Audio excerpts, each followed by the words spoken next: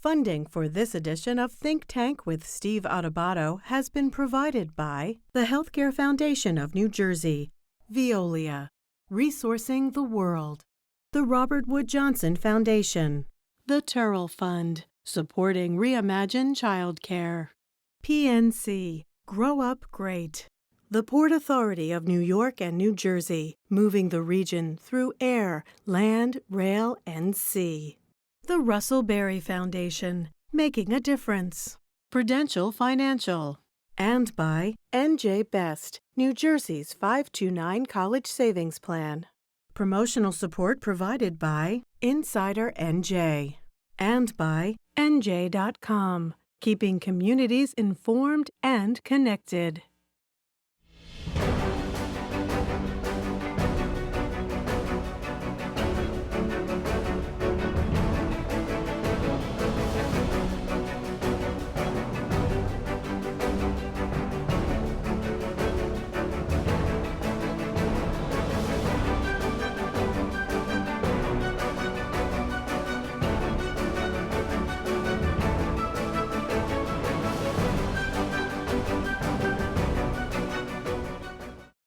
Welcome to a very special edition of Think Tank right here on News 12 Plus. It is my honor to introduce Michele Adubato, Chief Executive Officer of the North Ward Center, founded in 1970 by Steve Adubato Sr. We know him very well. We knew him very well. He passed away a couple of years ago, our dad. And also, Michele is the founder of the Center for Autism. Good to see you, my sister. Nice to see you. Oh, what are you delaying that? What's up with that? Hey, we're on live. This is real. Hey, Michele, real quick, tell everyone what the North Ward Center is and why it's so important, particularly at this time in the spring, going into the summer of 2022. But you listen, we need some services. Like kids need to be outside. Kids need to have organized sports, and that's one huge part of the North Ward Center, our youth leadership development program. Playing sports throughout the year, but right now it's baseball season. We've got Casa Israel, adult medical day program, very, very important program for our season. We're putting up the website. Michele, sorry, we're putting up the website. Go ahead, keep going. Our seniors are. What about childcare? We have the largest preschool, contracted preschool in Newark. We have Family Success Center, which is a very important service of emergency services and referral services throughout the city of Newark. And we also have the Center for Autism, which is an adult program. Which you founded. You founded that. Your work around autism has been your life's work. We have Hope House, which is running wonderful, beautifully. Tell everyone what Hope House is. So Hope House is the first integrated home, permanent home. I don't use the word group home, because it has some negative connotation, and it's not a group home. It's a permanent, beautiful home for people with autism. And it was the first one in Newark. We're going on our second year. It's just a wonderful thing. They're enjoying, that is their house. Before we introduce this Think Tank program to everyone here on News 12 Plus, final question, in all seriousness. What has it been like having me as an older brother and mentor? No comment. Wow. Listen, let me tell you something. I'm going to say something that I bet you everyone who works for you can agree. It all depends upon the mood. You could be the greatest guy, and then watch out if you answer a certain way. Correct? I know everybody's going like this. We've run out of time. That's Michele Adubato. She is the CEO of the North Ward Center, founded in 1970 by Steve Adubato Sr., run today, led by Michele Adubato, and also the founder of the Center for Autism. And she's fortunate, blessed to have a mentor, an older brother like me. She just doesn't want to admit it in public. This is Think Tank. Hi, I'm Steve Adubato. Welcome to a very important and compelling program that looks at navigating the COVID landscape. We have an expert panel. And yes, we're talking about navigating the COVID landscape in urban communities, particularly Newark. Our guests are all connected to the city of Newark, but it has implications beyond that, and also the role of not-for-profit organizations, government, et cetera. We're honored to be joined once again by Dr. Chris Pernell, Chief Strategic and Integration and Health Equity Officer at University Hospital. Michele Adubato, Chief Executive Officer at the North Ward Center, an organization our father founded, Michele, in 1970, if I'm not mistaken. Yes. Yes, I wasn't born then. That was a joke. It's okay. And Michele is also the founder of the Center for Autism. And let me disclose, she is my younger sister. And Roger León, who is the superintendent of the great Newark Public Schools. Good to have you, all of you with us. Dr. Chris, let me jump right into this. You did a one-on-one interview with us for our State of Affairs program. What do you believe it means when we say, quote, navigating the COVID landscape, particularly in cities like Newark? What does that mean? Steve, it means preparedness. Look, I have this conversation with our national partners in public health, our state partners, and our partners right here in the beautiful, brilliant city of Newark. We need to help the public understand what preparedness looks like and what's in their toolkit. It's access to longitudinal care. It's where can they get care that is socially and culturally fluent, so that they have appropriate management and identification of disease that would make an infection like COVID more severe or worse. It's access to rapid testing. It's access to know, when do I get tested and what type of test should I get? Can I do a rapid test at home, or should I go to a healthcare provider and get tested? It's access to vaccines and now oral antivirals, so that as soon as a disease is identified or an infection is identified, someone can get into appropriate care. It's helping people understand the steps that they should take in order to ensure that they are healthy themselves and that their entire household is healthy. That's what I mean by navigating. And that oftentimes is not just strictly clinical. That is a mix of both clinical and social services. And also the superintendent is working with his team to navigate the COVID landscape in the schools. Michele, you and your colleagues in the not-for-profit community, we're a not-for-profit organization as well, the CAUCUS Educational Corporation. Michele, what does it mean for you and the team? And describe the Northward Center for those who may not know, please. Well, the Northward Center has a myriad of services that are based in one-to-one contact, in person. It doesn't work on a Zoom. And so we have wonderful preschools that are contracted out by Newark Public Schools. We have youth leadership development programs, CASA Israel Adult Medical Day, family success programs, the Center for Autism that I brought in, and many other services that are based in grassroots. And, you know, what Dr. Chris said was interesting, but, you know, the problem that we're having is it's like people want to think COVID's over. We're taping going into May 2022. Michele, let me disclose a couple of things before you jump back in. Michele had COVID, a very serious case of COVID early on in the pandemic. Dr. Chris has talked very publicly about the personal loss that she has had with her dad in April of 2020 and other family members. Michele, pick up your point. There's mixed messages out there right now. You know, it's interesting when lockdown was going on, you knew what you had to do. You were locking down, and it was get your vaccination. Then it was get your vaccination. And for a second, you thought this was going to be over. And I'm going to say for a second. And then you realized this isn't over. There's waves of going on. So that's, for us, that's about navigating. How do we navigate those in-person services, which I know Newark Public Schools is doing that. And they're doing it, by the way, a tremendous job. I think they were very, very responsible in saying to our children and our staff, keep your masks on, when others have said, take them off. And really, is this about what we call personal liberties or the health and welfare of your neighbor and yourself? And that's what we're battling right now. Complicated. Roger, please, navigating the COVID landscape in the Newark Public Schools. 50,000 plus students we're talking about, correct? Yes, absolutely, 55,000 plus. But the realities of where we are today is quite unique. We've never been here before.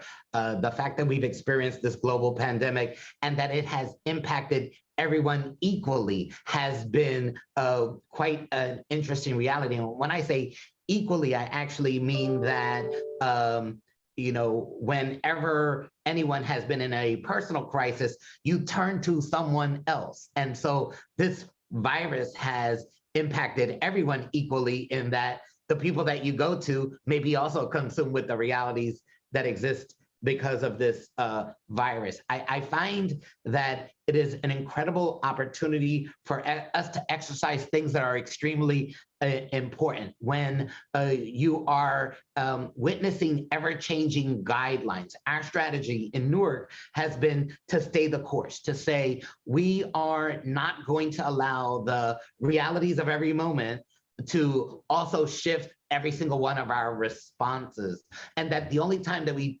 deviated from anything that we said we were doing was when all of the science suggested that it was the right point and time to do this. Imagine, if you will, people who were getting the vaccine were only of a certain age. The fact that we have 5-year-olds doing it today, contemplating even younger than 5-year-olds, is a reality that we were not witnessing at the moment in time when we were targeting our most elderly. So the over-communication becomes also extremely important so that everyone understands what we're doing, why we're doing, and when we are actually doing it. Well said, Superintendent. Yeah, Michele, I see Michele and Dr. Chris as well, but Michele, I'll come to you in a second.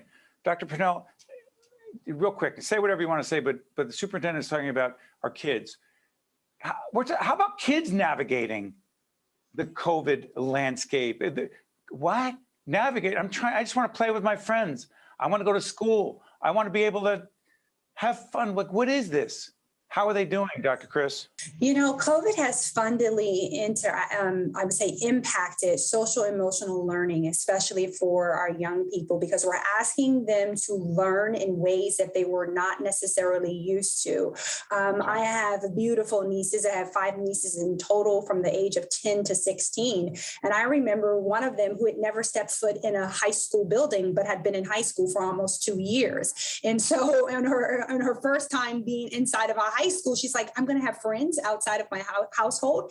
And I thought about that and how different that was from when I entered high school, or for my youngest niece, who's in her primary school years, and learning difficult concepts and having special needs and things of that nature, having to navigate that. This has not been easy for our children, whether we're talking about the emotional or even the psychological stress that they've had to encounter because of the isolation, because of doing things that are unusual, and because, they too could get exposed and infected and have to fight a disease that we didn't have a lot of tools for in their age group.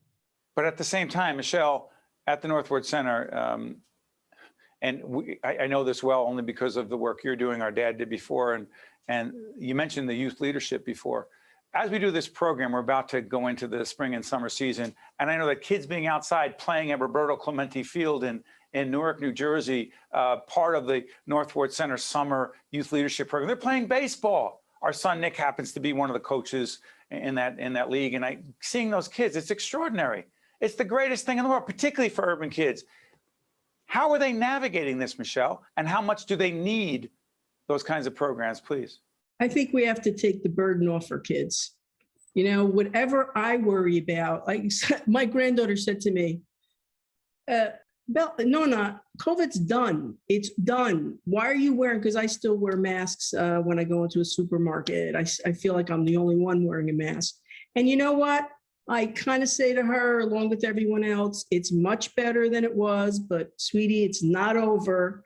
And we still need to take precautions. But I measure myself because I just think our kids have gone through way too much. And it's the adults now that have to be the responsible parties to make sure that their social emotional needs are met, and to weigh risk versus reward, that mitigation process.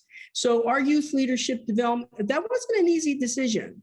I know for everyone else, and I think it was what Roger said is, do you stay the course?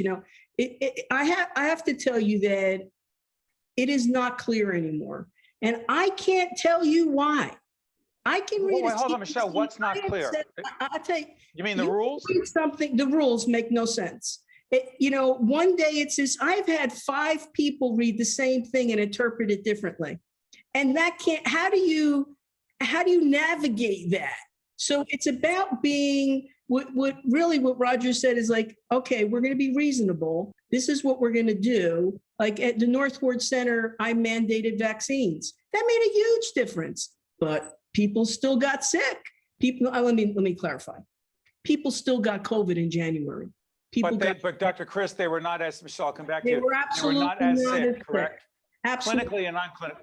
Go ahead. Yes, because in January, let's remember what we were facing. It actually had started late November and December. We were facing the Omicron variant. And this is why I said preparedness, okay? Preparedness means this. You have a toolkit. You have multiple tools. You have multiple mitigation strategies in that toolkit. And you are vigilantly following the science and the data, and that informs you which tool to pull out of your toolkit. So when we got that variant back around that time that Michele was describing, it was a variant that did not have the same properties as the original strain. So it evaded some of the protection of our vaccines. So then we knew that you not only needed to be vaccinated and complete the primary series, but you also had to be boosted. That's what we got to do a better job at. Dr. Chris, I'm going to let Michele pick up her point, because here's the thing. You made that sound clear and logical. Michele is saying, and she's not alone, because Michele, as we do this program, you're making a tough decision about a memorial service we have, a tribute to our father who passed away in October. Go ahead. And we don't know what inside, outside, do we have it? And you have to make that call, Michele. You have to make that call. Have been in the same situation where my father passed away during COVID. And we have yet to respect his and honor his passing. As we do this program, and you have to decide how and when and if. And for a second, when I made the decision, and I was very, adamant, you know what? This was 2 months ago. We're going to do this, and this, what happened? January, boom, it went down. And okay, take a breath. Okay, you know what? No one's going to stop us now. We're going to go inside. It's going to be okay. And now it's creeped up and it's another variant. And, these are really what I would just say impossible. There's no right answer, and so you just have to make a decision based on not what everyone else is making a decision on. And that's the problem. There's no clear set guideline. And so you can't call Roger, Michele, you can't call Roger and say, Roger, what are you doing? Because we're going to do the same thing. Because he has a different circumstance, right? And that's the beauty of what we have been living, knowing however dark it has been. Roger, you sure you want to go with beauty? It is very complicated. Go ahead. What the discourse that we just heard between both Michele and Chris is how complicated this is. And what I'm suggesting is that what is going to happen after this is something that needs to be very well studied, because our problem is not only addressing learning loss and there's a real learning loss. I'm sorry for interrupting, Superintendent. There's a real learning loss for our kids in our schools, correct?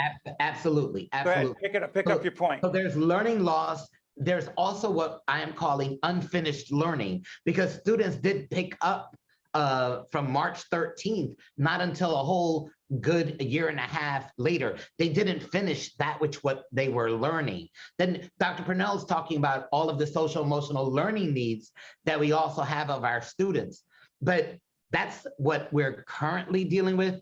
The concern that exists is what happens later. I just want to put on the table that there's a lot of unteaching that has to occur. One of our biggest realities is that we have 3- and 4-year-olds in our pre-kindergarten programs all throughout the city of Newark, and there are incredible programs where we have to begin to unteach the importance of sharing. You see, that we've taught students, oh, you hide behind this mask. Oh, you don't share cookies. Oh, you don't hold each other's hands down a hallway. That has created an inherent problem for us as a community. We have to be very empathetic to each other's needs, and we're not able to do that right now because we're overly protecting selves. There's going to come a point in time where this virus is way, way so behind us, and our young children are going to be in a very vulnerable situation in that they have learned behaviors that have to be untaught. And that's the beauty of what I'm referencing at right now, that we should be able to see clearly that there are identified problems that are going to exist way after COVID is gone. We got about a minute and a half left. Can I weigh in on 2 quick points, Steve? 2 quick points. I just want to weigh in. So Michele previously said, there's no right answer. What I want people to understand is there is no risk-free scenario. There are scenarios where there are higher risk or lower risk, right? But there's always risk. Right, but there's always risk, but we want to minimize the risk. So that's how I want people to think about it. And then the only other second point that I wanted to make is that there are behaviors that we will adapt. Maybe not totally unlearn, but adapt, because living in a crisis does demand a different posture, a different emotional posture, a different physical posture, a different intellectual posture. But I think it also will breed a sense of resilience that otherwise may not have been there. So we have to find both the strengths and the opportunities for improvement. Michele, final comments. Go ahead. I hope you're right, Dr. Chris. I hope we learned some good things about this. I'm still trying to figure it out. One thing I do think that we can learn from when people are in constant uncertainty and crisis is be in the moment. When you're having that good moment, that moment that you're sharing, whether it's in a classroom, whether it's in an office and your family, enjoy it.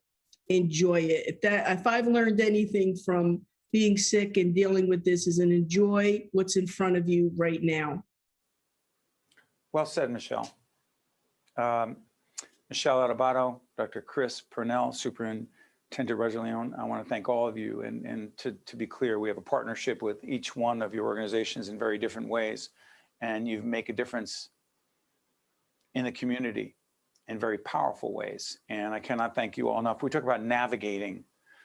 Some people call it surviving, but it's also navigating and hopefully thriving at some point. I'll get off my soapbox, but we can't just simply navigate and survive. We have to thrive. Easier said than done. And hopefully this conversation has been helpful. I want to thank our very distinguished panel. We appreciate it. Thanks so much. I'm Steve Adubato. That's a very smart panel. Stay with us. We'll be right back. To watch more Think Tank with Steve Adubato, find us online and follow us on social media.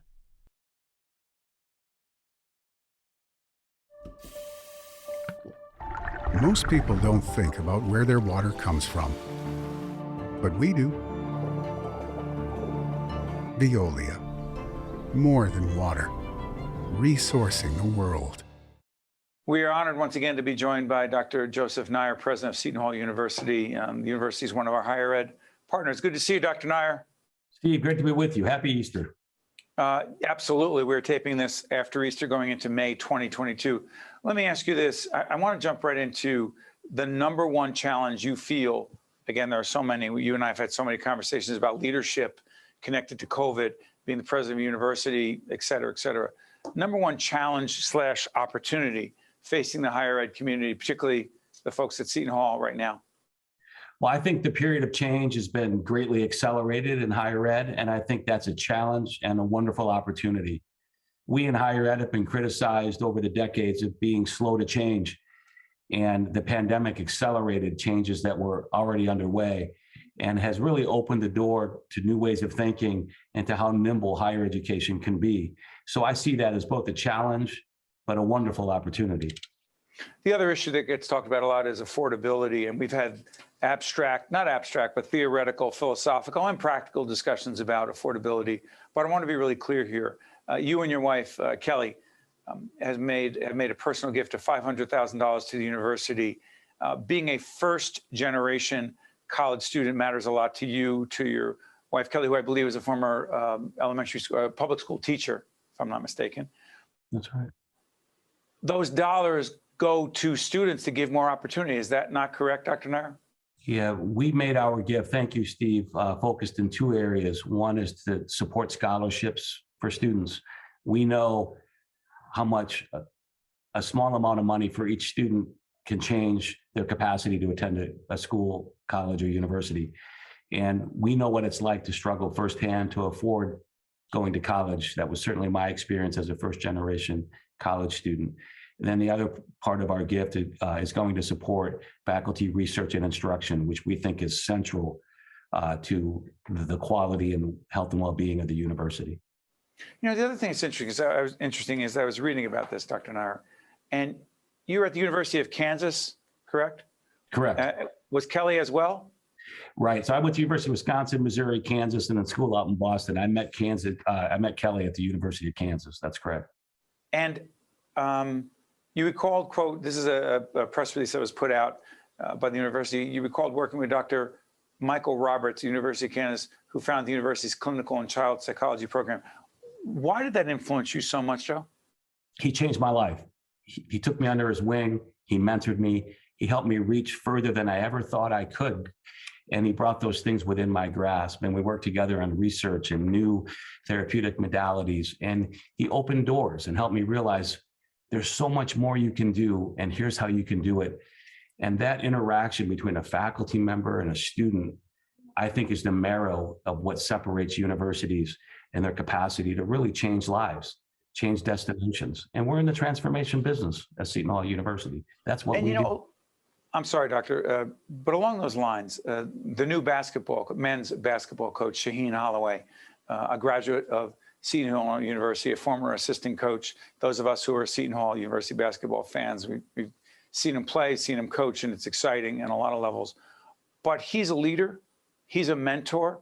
He's also, if I'm not mistaken, contributing a percentage of his own salary to support certain initiatives at Seton Hall University as well. Translation, or let me translate in this way, or ask in this way. What impact does someone like Shaheen Holloway coming back to Seton Hall have, not just on basketball, but on the spirit, the culture, and the university and its students? He's the demonstration of a Seton Hall alum, again, that goes out, accomplishes great things, and comes back to give back to the university. And he's doing it in a very unique way, as you well noted. What do you believe the real impact is from an academic point of view in terms of college sports and being successful in college sports? What is the real benefit to students who are not involved in athletics at that level? So we see college as a transformational experience. There's a handful of decisions you make in life that change your destiny. Choosing a college is one of them. The vibrancy of the college experience, how you meet friends, how you feel passionate about what you do each day, is in part driven by extracurricular, out-of-classroom experiences. And when your basketball team or your athletic teams are competing on the national stage or competing at the Prudential Center against a rival, it's a time when 20,000 people come together to celebrate being part of a community and being forward-leaning and thinking about this university on a national stage. So it's not abstract, it's concrete. This is where best friends are made for life. This is where you meet a professor that changes your destination, like Michael Roberts did for me. But I'm also excited about what our coaches do, and we'll use Shaheen Holloway as an example, to mentor students to succeed, certainly on the court, but they're succeeding in the classroom and in the community. We call it the 3 C's: classroom, court, and community. That sort of leadership is something we think also changes the lives of student athletes. I often disclose certain relationships. I've been a visiting fellow at the Buccino Leadership Institute for several years now, and it's been an honor and a pleasure of mine to meet with those students, to teach and to learn from them. And Dr. Nyre has also joined us many times on our sister program, Lessons in Leadership. So to Dr. Joseph Nyre, President of Seton Hall University, one of our higher ed partners, and all the folks at Seton Hall, we wish you all the best. Thank you, Dr. Nyre. Appreciate it. Steve, great to see you. Thank you for all you do. Yeah, well, thank you. I'm Steve Adubato. That's Dr. Nyre from Seton Hall. See you next time. To watch more Think Tank with Steve Adubato, find us online and follow us on social media. Think Tank with Steve Adubato has been a production of the CAUCUS Educational Corporation. Funding has been provided by the Healthcare Foundation of New Jersey, VEOLIA, the Robert Wood Johnson Foundation, the Turrell Fund, supporting Reimagine Childcare, PNC, Grow Up Great, the Port Authority of New York and New Jersey, the Russell Berrie Foundation, Prudential Financial, and by NJ Best, promotional support provided by Insider NJ, and by NJ.com. Most people don't think about where their water comes from. but we do. VEOLIA, more than water, resourcing the world.